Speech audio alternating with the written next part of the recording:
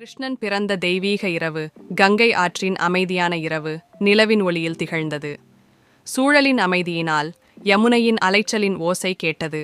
அரச மாளிகையில் கம்சன் தனது சகோதரி தேவகி மற்றும் அவரது கணவர் வாசுதேவனை மகிழ்ச்சியுடன் வரவேற்றார்.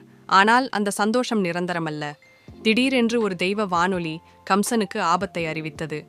உன் சகோதரியின் 8வது குழந்தை உன் முடிவை தீர்மானிக்கும் என்ற மிரட்டலுடன் குரல் கேட்டது.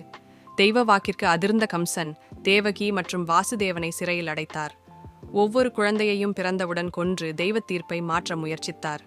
ஆனால் 8வது குழந்தையின் பிறப்பு சிறைக்கூடத்தை பக்தி நெஞ்சாக மாற்றியது. தேவகி துயரத்துடன் தனது குழந்தையை அணைத்தார். வசுதேவன் தைரியத்துடன் குழந்தையை கைகொண்டு உறுதிமொழி எடுத்தார். குழந்தையை பாதுகாக்கும் நோக்கில் வசுதேவன் யமுனையை கடந்து மழையிலும் காற்றிலும் நடந்து குழந்தையை கோகுலத்திற்கு எடுத்துச் சென்றார். யமுனையின் நீர் மகத்துவத்தை உணர்ந்து நடுங்கியது. கோகுலத்தில் யசோதை தனது புதிதாய் பிறந்த குழந்தையை மகிழ்ச்சியுடன் அணைத்தார். அவர் தனது குழந்தையின் தெய்வீக தன்மையை உணராமல் வாழ்வில் மகிழ்ந்தார். சிறையில் கம்சன் குழந்தையை தேடி வந்தான். ஆனால் குழந்தை மாயமாக மறைந்து உன் முடிவு வெகு அருகில் உள்ளது என்ற அதிர்ச்சியுடன் வானில் ஒலித்தது. கிருஷ்ணன் கோகுலத்தில் அமைதியாக தன் பால்யத்தை தொடங்கினார்.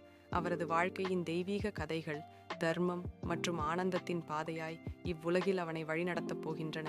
முருகப்பெருமானை நம்பினால் சேனலை லைக் செய்யவும், உங்கள் எண்ணங்களை கமெண்ட் செய்யவும், வீடியோவை பகிரவும் மற்றும் சேனலுக்கு குழு சேரவும்.